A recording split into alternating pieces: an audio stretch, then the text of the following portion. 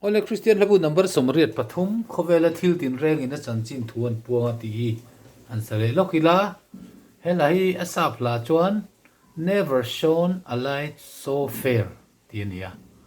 sapla tanga le ni wang hen asapla hi kan an soi ve trim thin ani mi so pian zana run eng phut kha lalparo puine nan vela run e na ti kha soina ni a never shone a light so fair chu tiang anga eng moi reng chu ala e ngai lo ti na ni na le tu hi dura chong thu ania phua tu tak hi chu middle kan ti fani je crossby ka ani Khawvela THIL tinrengin a chanchin thuan puanga vana ar si zong zong in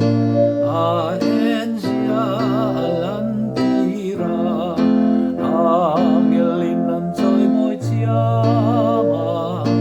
ril ruin ngai lom ten nena Krista aron in larta Immanuel ka kan singa lo chenta chula moi subili chu mi te thin lunga thang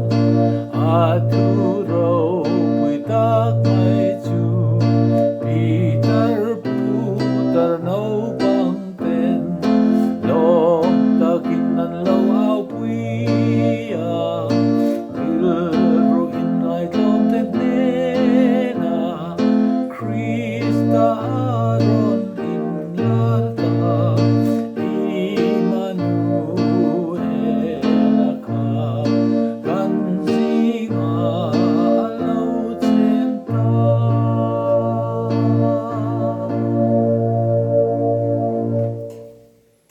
kan hne na alo cheng ta ti tura ni kan hne na alo cheng ta